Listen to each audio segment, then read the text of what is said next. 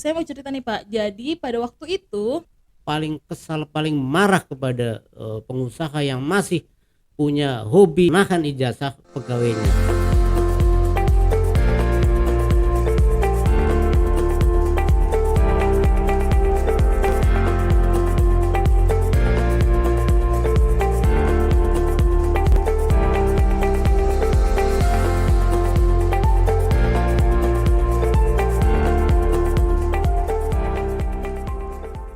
Selamat pagi Sobat Sneakerian, balik lagi ke podcast LI Channel, program Sneakers putar dunia kerja, the best, dan masih dalam suasana merdeka.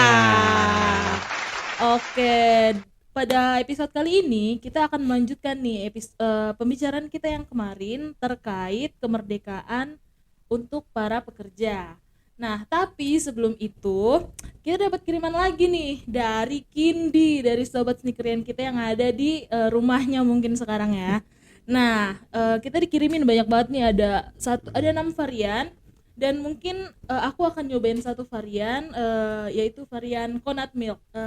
Mari Pak, silakan. Boleh juga. Boleh juga, boleh. silakan diminum Pak. Boleh, ya. Biar pembicaraan kita makin segar. Oke, dikocok-kocok dulu Iya, kali ya, dikocok dulu biar ya, enak ya. teman-teman. Oke. Oke, kita coba minum ya.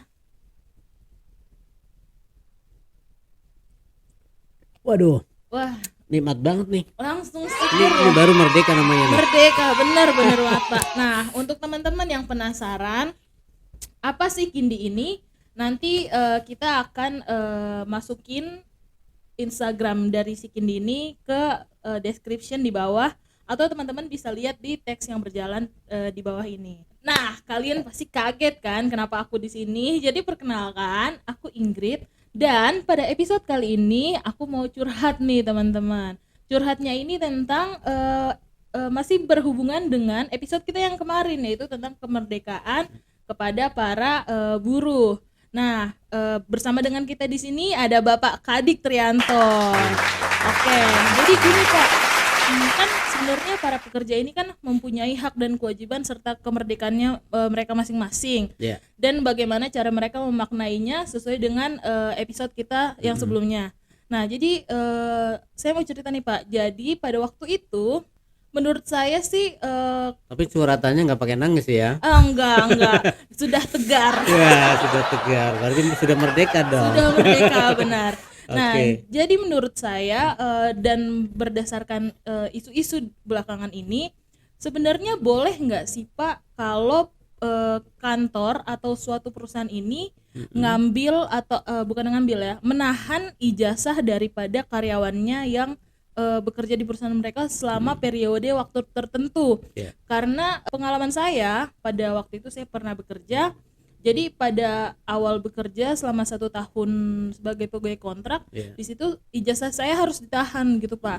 Nah, Ijazah yang asli. ijazah yang asli benar. Oh, iya. Nah, dari saya sendiri bertanya-tanya kenapa sih kalau setiap pekerja itu harus ditahan ijazahnya? Apa sih sebenarnya fungsinya? Padahal ijazah itu adalah suatu pencapaian kita dan benda yang cukup krusial gitu Pak. Karena dapetin ijazah itu kan perjuangannya berat banget ya teman-teman. Iya, dan itu ya hak kan, milik Pak? pribadi. Nah, iya, nah itu yang mau saya tanyakan, apakah diperbolehkan ya Pak? Oke, jadi curhatan kali ini sebetulnya curhatan yang sering sekali terjadi di dunia kerja, ya. Masih begitu banyak, saya katakan di episode sebelumnya, kalau kita bicara kemerdekaan dalam sudut pandang dunia kerja, masih terlalu banyak ya sahabat-sahabat kita kaum pekerja itu yang belum merdeka. Nah, sebagai contoh tadi ya, curhatan tadi. Pertanyaannya kan, boleh nggak sih pengusaha atau pemberi kerja tadi menahan ya atau mempersyaratkan ya pekerja tadi menyerahkan ijazah aslinya itu sebagai jaminan, kan gitu kira-kira ya pertanyaannya Iya, ya. benar, Pak, benar. Sebetulnya begini, banyak atau beberapa pendapat ya menyatakan bahwa tidak ada dasar ketentuan itu. Artinya boleh atau tidak, itu tidak ada dasar yang mengatur ya di dalam Undang-Undang Ketenagakerjaan. Bahkan ada pendapat lain yang mengkonversikan ya bahwa di samping dalam Undang-Undang Ketenagakerjaan tidak mengatur, ada juga di dalam KUH Perdata kita di pasal 1338 Jadi di mana di sana dinyatakan bahwa apa yang sudah diperjanjikan oleh para pihak itu menjadi undang-undang baginya. Ya, tetapi ingat bahwa negeri kita adalah negeri hukum, ya, negara hukum. Semua kebebasan tadi tidak serta-merta lahir karena keinginannya masing-masing individu. Dalam hal ini keinginan pengusaha. Lalu buat apa sih pengusaha itu harus menahan ijazah dengan dalil, ya, dengan modus harapannya bahwa dengan ijazah ditahan maka pekerja atau buruh tadi tidak meninggalkan usahanya, ya, karena mungkin pekerja tadi ini punya potensi, ya, punya potensi untuk memajukan maupun dari sisi keilmuan yang kemungkinan sekali pekerja tadi ini akan berpindah ke tempat yang lain padahal sudah berkontrak 1 tahun. Nah, ini sebetulnya juga mencederai dalam konteks hubungan industrial, karena hubungan kerja itu harus diawali dengan niat baik. Iya, Nah, berarti ada etikat tidak baik dong dari pemberi kerja, ya. Kenapa? Karena berarti dia suudzon, berburuk sangka. Padahal tidak tentu akan terjadi seperti itu. Nah, cara-cara ini juga bagian dari yang mengekang dari kebebasan kaum pekerja untuk mengeksplor kemampuan-kemampuannya untuk memperoleh pekerjaan yang lebih baik. Padahal negara sudah jelas-jelas menyatakan bahwa kebebasan bekerja, kebebasan memilih pekerjaan itu sudah diatur dalam perundangan. Jadi boleh dong Ingrid, ya, Mbak Ingrid juga boleh memilih pekerjaan di tempat yang lebih baik, itu hak dilindungi oleh Undang-Undang Dasar kita, dilindungi oleh Undang-Undang HAM kita, ya, Perundangan Ketenagakerjaan kita itu sudah mengatur kebebasan untuk memilih. Jangan karena tidak ingin pekerja yang bagus tadi, ya kan, berpindah ke tempat lain kemudian hak milik pribadinya itu ditahan. Wah, ini paling yang saya tidak suka banget nih dalam dunia kerja, Mbak Ingrid. Oke, nah kalau kita bicara terkait penahanan ijazah itu kan itu dari sisi kita sebagai seorang pekerja, Pak, seorang buruh. Tapi kan kalau kita maksudnya dalam pekerjaan itu pasti ada dua sisi, dari sisi buruh dan juga dari sisi pemberi pekerjanya. Nah, pada pemahaman saya waktu saya memberikan ijazah untuk ditahan itu, ya mungkin dari sisi perusahaan itu membutuhkan suatu suatu kepastian kalau saya taat dan berlaku kepada hukum yang mereka buat. Tapi di satu sisi itu merugikan saya. Nah, ada nggak sih, Pak, regulasi atau tinjauan terkait hal-hal tersebut? Jadi di satu sisi itu tidak mencederai haknya buruh dan di satu sisi juga hal tersebut tidak merugikan dari pemberi pekerja. Ya, oke. Jadi kalau saya sangat tegas, ya, kalau saya suka tidak suka orang punya kepercayaan terhadap bagaimana menjalin sebuah hubungan industrial, bahwa hubungan industrial itu harus diawali dengan etika-etika terbaik, ya, sebuah perjanjian harus itu. Nah, maka kita harus memahami bagaimana sih sebenarnya konstruksi daripada hukum perjanjian kerja itu sendiri, ya, bahwa Undang-Undang Ketenagakerjaan adalah leg spesialis. Nah, karena leg spesialis maka dia boleh mengesampingkan aturan-aturan yang lain. Aturan yang lain yang mana? Yang bersifat umum, yaitu KUH Perdata. Yang bersifat khusus Undang-Undang Ketenagakerjaan. Undang-Undang Ketenagakerjaan itu muaranya adalah bagaimana orang berikat tetapi dia juga memperoleh suatu keadilan. Nah, maka hubungan kerja antara pekerja dengan buruh, ya, atau pekerja dengan pengusaha dalam hal ini, ya, timbul karena adanya sebuah perjanjian yang bersifat keperdataan, namun dalam prakteknya memang benar sering terjadi ketimpangan, ya, ketidakadilan di situ.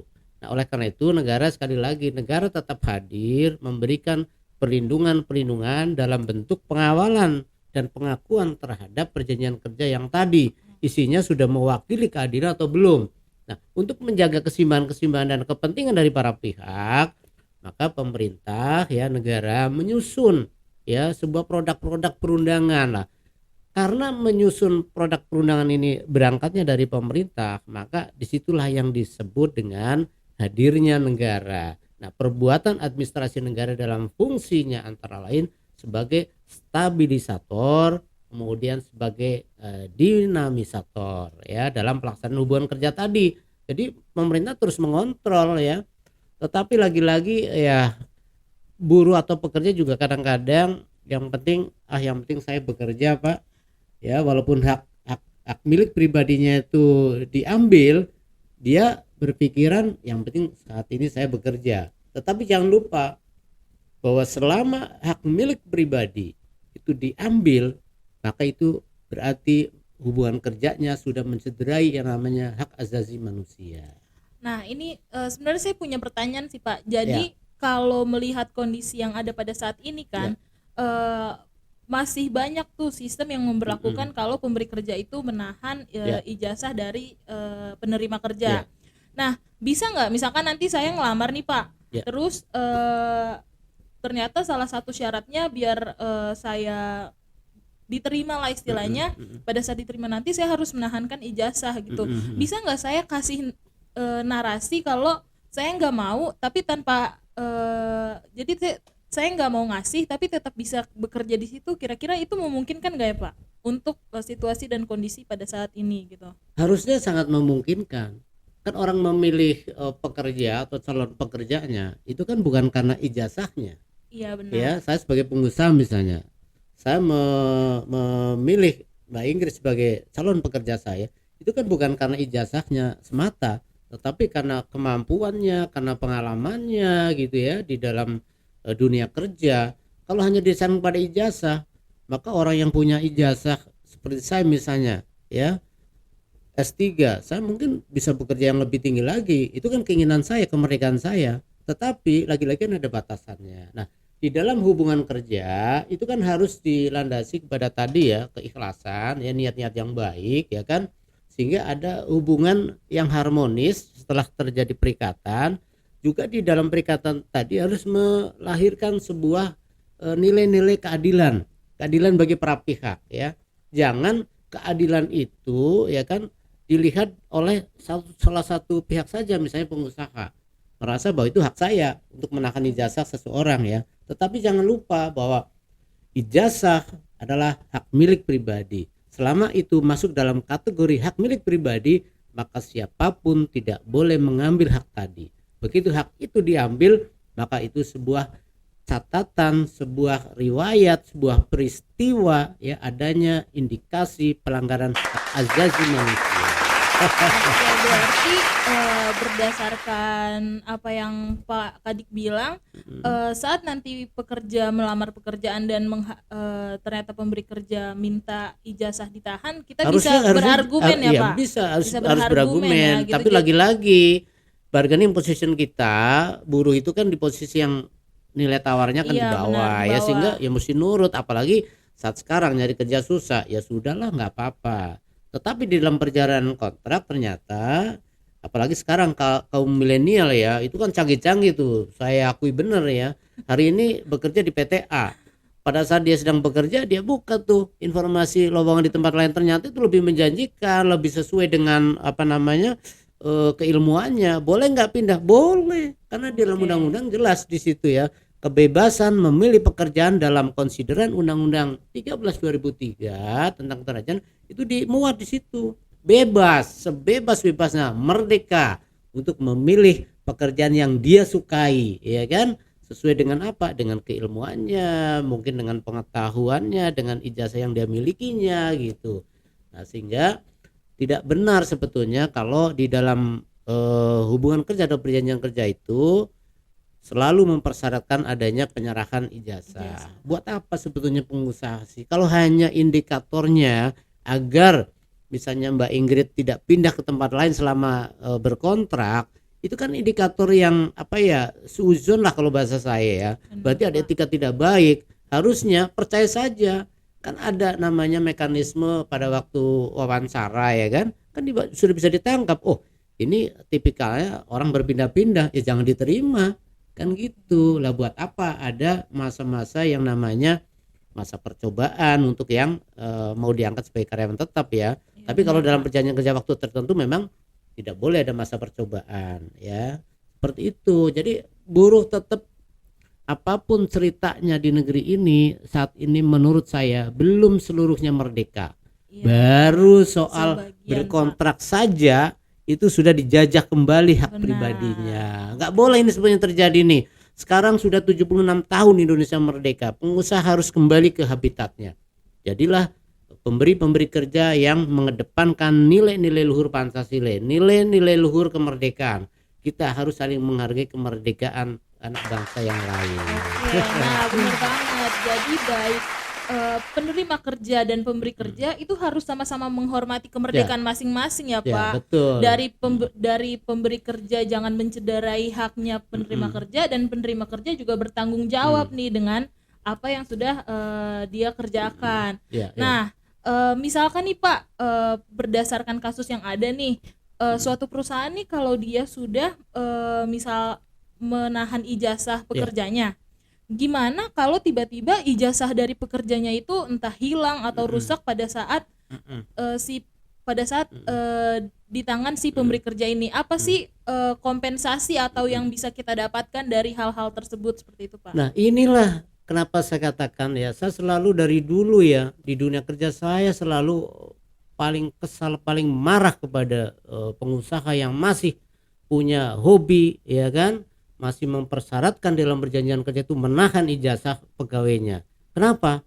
Kan ada risiko-risiko di situ, ya. Risiko-risiko hukum yang bisa menghadang daripada pemberi kerja atau pengusaha. Bagaimana tadi kalau ijazahnya hilang atau rusak, ini kan pekerja bisa menuntut haknya ya. Melalui apa? Melalui hukum pidana kita. Itu kan perbuatan pidana itu, ya kan, merusak. Akhirnya kan rusak tuh ya. Karena apalagi lagi bahwa ijazah itu adalah hak milik pribadi. Karena itu hak milik pribadi berarti masuk dalam kategori hak asasi manusia yang wajib dilindungi oleh siapapun dan tidak boleh siapapun mengganggunya. Nah, begitu apalagi sampai kalau tadi ya, ijazah hilang, waduh, ini menjadi risiko hukum bagi pemberi kerja atau pengusaha ya.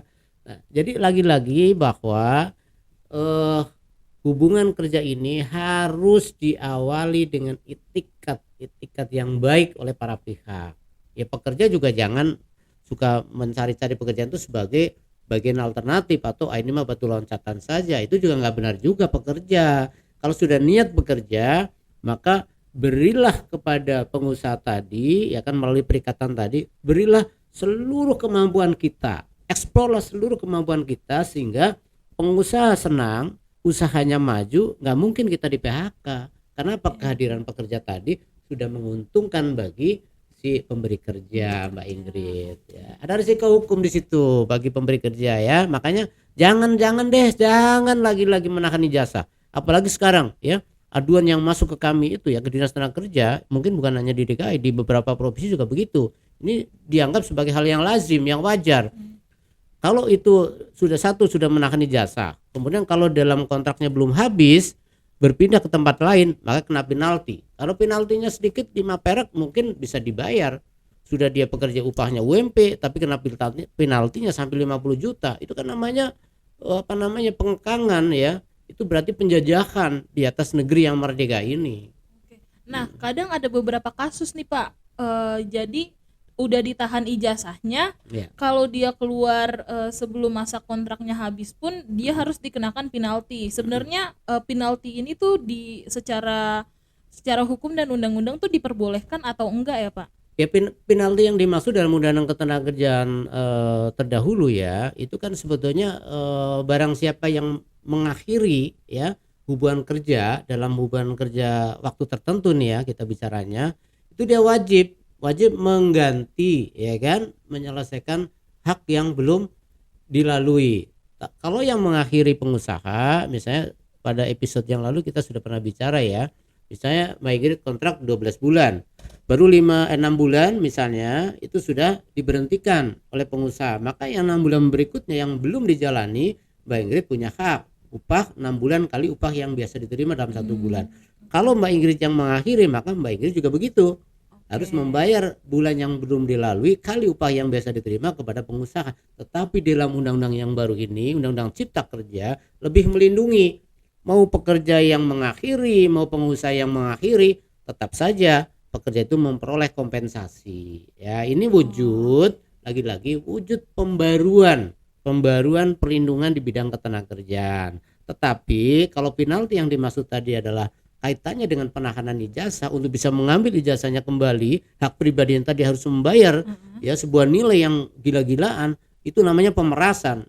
Saya bilang situ pemerasan, dan tidak boleh dunia kerja itu diwarnai dengan pemerasan. Niatnya kan niat ikhlas, saling berkomunikasi, saling membangun, kolaborasi gitu kan, mengeksplor kemampuan dari para pihak sehingga usahanya itu menjadi usaha yang sehat, pekerjaannya juga sejahtera.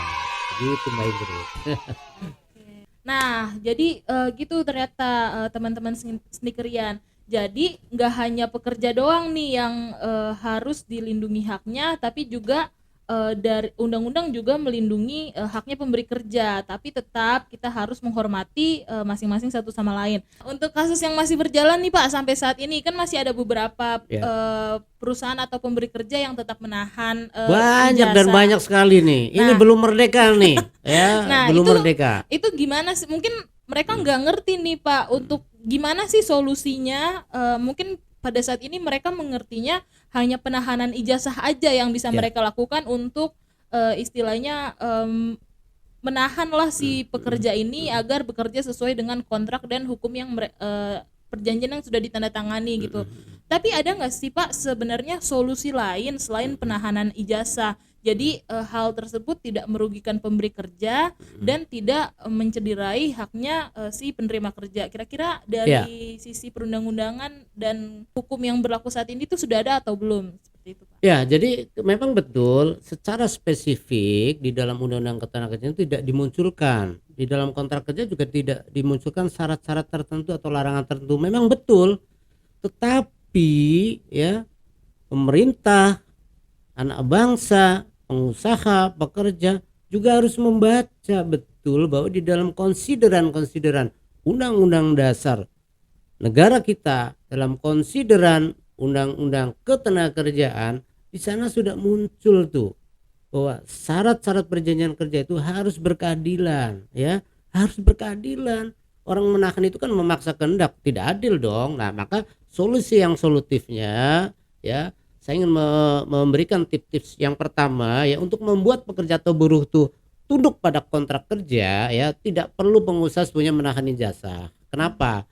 Karena menahan ijazah itu di dalam berkontrak sungguh-sungguh sangat membahayakan ya, membahayakan bagi si pengusaha. Dalam hal ini bisa dikenakan sanksi-sanksi pidana, kepada si pekerja membahayakannya dia berarti terjajah. Orang yang terjajah dia akan mencari sebuah keadilan melalui pengadilan-pengadilan yang ada di negeri kita. Lalu yang kedua, untuk menjamin penghormatan dan pemenuhan hak-hak atas syarat-syarat ketenagakerjaan yang adil dan menghindari potensi pelanggaran hak pengembangan diri dan hak atas kesejahteraan, para pengusaha seharusnya sejak kemerdekaan yang 76 tahun ini ya, menghentikan, saya ulangi, menghentikan tindakan masyarakat ya mensyaratkan adanya penahanan atau penyimpanan ijazah asli sebagai jaminan di dalam hubungan kerja. Hentikan cara-cara itu ya, karena cara-cara itu sudah bertentangan dengan nilai-nilai luhur bangsa kita yang ingin menghormati satu dengan yang lain. Kemudian dia juga lebih kepada kepentingan pribadinya saja, orang lain tidak dihargai. Kemudian yang berikutnya lagi bahwa menahan ijazah, saya bilang tadi itu mempunyai risiko hukum ya. Apabila dokumen tersebut hilang atau rusak, pekerja atau buruh bisa mengajukan gugatan ya Mbak Ingrid, ke gugatan hukum terhadap perusahaan atau pemberi kerja tadi ya yang sudah menahan tadi ya atas kelalaian tersebut. Kemana lapornya? Tentunya ke polisi, ke Kepolisian Republik Indonesia. Nah, sudah saatnya ini statement saya ya terakhir kaitannya dengan penahanan ijazah. Sudah saatnya para pengawas ketenagakerjaan selaku pejabat pemerintah tidak ragu lagi menggunakan hak diskresinya. Untuk apa? Untuk mengenakan sanksi terhadap pengusaha atau pemberi kerja yang tetap mempersyaratkan menahan atau menyimpan ijazah asli sebagai jaminan dalam hubungan kerja. Karena peristiwa dan perbuatan perdata tidak sejalan dengan pasal 1320 KUH Perdata, di mana salah satu syarat sahnya perjanjian kerja itu kan suatu sebab yang tidak terlarang. Dan menahan, mengambil hak orang lain itu kan sesuatu yang terlarang. Berarti 1338 ya syarat sahnya perjanjian itu gugur karena ya, sudah maka melanggar ya, karena sudah melanggar, maka 1320 harus berdiri di situ. Nah, karena itu terlanggar berarti ya kan hubungan kerjanya itu tidak bisa dimaknai sebagai hubungan kerja yang harmonis, maka para pihak boleh mengambil tindakan-tindakan hukum. Nah, kemudian ya kita juga melihat bahwa di dalam konteks penahanan ijazah ini berarti situ ada kondisi yang mencederai konstitusi ya kan dari kemerdekaan itu sendiri. Mana kemerdekaan di dalam penjelasan Undang-Undang 13 kaitannya dengan hubungan ketenagakerjaan menegaskan bahwa pembinaan hubungan industrial sebagai bagian dari pembangunan ketenagakerjaan harus diarahkan untuk terus terwujudnya hubungan industrial yang harmonis, berkeadilan, ya kan? Kemudian ada pengakuan, untuk itu dikembangkan pengakuan-pengakuan terhadap hak asasi manusia, ya kan? Sebagai bentuk penegakan hak asasi manusia di tempat kerja. Nah, di tempat kerja hamnya hak asasi manusia adalah antara lain tadi saya sampaikan juga di episode sebelumnya ya, hak asasi manusia juga tuh dia boleh menolak bekerja kalau menurut dirinya bekerja itu membahayakan lingkungan kerjanya, itu juga hak asasi. Kemudian ijazah itu sebagai hak pribadi kok ditahan dalam hubungan kerja sebagai persyaratan, itu juga melanggar hak pribadi, berarti hak asasi terlanggar situ. Nah, itulah membangun hubungan kerja itu diperlukan keberanian para pemikir, para pelaku, para praktisi, para akademisi untuk meletakkan hak asasi manusia itu di tempat yang tertinggi, Mbak Ingrid. Oke, berarti berdasarkan diskusi kita hari ini nih, Pak, sebenarnya sebagai penerima kerja nih kita juga harus aware ya ternyata akan hak-hak kita sebagai makanya sebelum kerja, tekan kontrak baca ya. Benar. Nah, tapi celakanya itu kadang-kadang kontrak kerja kan dibuat panjang benar, berlembar-lembar gitu ya, sehingga biasanya ke HRD-an itu menyodorkan di bagian yang ditandatangan saja, padahal di situ perintah baca dulu. Nah, karena sudah disodori yang ada tanda tangannya, biasanya pekerja enggan untuk membaca. Padahal ada klausul-klausul di tengah, misalnya ya kan, ada kewajiban menyerahkan atau menitipkan atau apapun bentuknya, ada perpindahan hak milik pribadi kepada pengusaha ya melalui HRD misalnya, namanya ijazah tadi, hak milik pribadi tadi ya, dipindahkan ke tangan pengusaha di situ sebagai persyaratan kan gitu kan.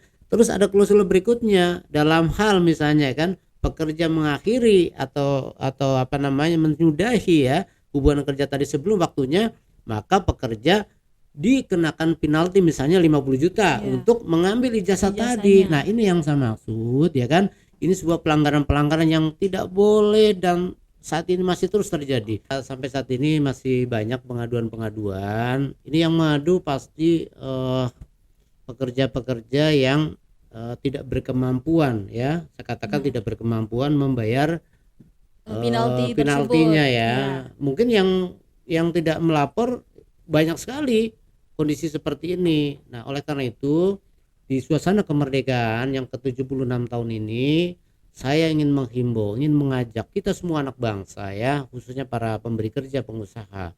Sudahlah, hentikan cara-cara itu, karena cara-cara yang Anda lakukan ya sudah sangat mencederai konstitusi ya dan makna daripada kemerdekaan itu sendiri.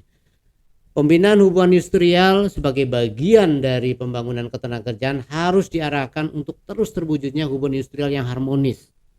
Ya, awalnya niat baik ya berarti harus baik dalam perjalanannya. Bukan hanya harmonis, bukan hanya akur, tapi juga harus punya nilai-nilai keadilan, harus berkeadilan. Untuk apa? Untuk itu dilakukanlah upaya-upaya pengakuan dan penghargaan terhadap hak asasi manusia. Nah, hak asasi manusia yang saya maksud di sini adalah hak milik pribadi tadi. Karena hak milik pribadi ini muncul ya kan, maka hak asasi manusia dalam konteks hubungan kerja itu harus diwujudkan untuk menegakkan kebebasan atau kemerdekaan demokrasi di tempat kerja. Itu pada akhirnya Mbak Ingrid. Itulah makna ya. kemerdekaan Mana yang kemerdekaan sebenarnya, yang sebenarnya dalam dunia kerja. Oke, nah berarti gitu teman-teman sendikerian. Jadi sekarang kalau ada penandatanganan kontrak pekerjaan yang akan kalian tanda tangani, dibaca dulu, jangan sampai apa yang tertulis mencederai hak kalian. kalaupun ada itu nggak apa-apa ya Pak, kita bernarasi sama si pemberi kerja Boleh. akan hak-hak kita tersebut ya. Itu hak pekerja Oke. untuk bertanya. Ini Oke. maksudnya apa, Apa, Pak? seperti Bu, itu. kan HRD, Nah. Pak Direktur, Bu Direktur. Ini maksudnya apa kan gitu. Sampaikan saja ya. Jadi gini, orang selalu mengatakan sekarang nyari kerja susah, yang penting kerja saja. Itu juga pendapat-pendapat yang tidak tepat. Kenapa? Karena di dalam hubungan kerja itu ada norma, ada aturan-aturan. Jadi kita harus baca gitu ya. Tapi Mbak Ingrid, saya mengambil waktu sedikit karena ini masih suasana kemerdekaan, memperingati kemerdekaan kita yang ke-76. Tentunya saya atas nama pribadi, atas nama Elite Channel ya kan, atas nama seluruh anak bangsa menyampaikan selamat ulang tahun untuk negeri yang kita cintai, Indonesia. Mudah-mudahan kemerdekaan kaum buruh di tempat kerja bisa diwujudkan. Amin. Oke. Nah, gitu ya kesimpulannya. Jadi kita harus bisa nih memperjuangkan hak-hak kita. Begitu juga dari sisi pemberi kerja, jangan sampai mencederai. Dan para penerima kerja harus berlaku sebaik mungkin dan memberikan kontribusi yang Ya, baik gitu ya betul, Pak. Jadi ada betul. timbal balik Ya. yang adil satu sama lain seperti itu. Sudah selesai nih Pak perbincangan kita pada pagi hari ini, tapi tetap kita akan ngobrol-ngobrol lagi nih tentang isu-isu lain di episode-episode selanjutnya. Jadi jangan kemana-mana ya teman-teman Eli Channel. Jangan lupa di follow dan di subscribe serta di komen nih di YouTube-nya Eli Channel dan follow Instagram-nya di lichannel.id. Dan saya mau mengucapkan juga nih selamat ulang tahun untuk Indonesia yang ke-76. Semoga kita semua bisa merdeka dari segala jenis penjajahan. Oke. Sekali merdeka tetap Sekali merdeka tetap merdeka. Merdeka.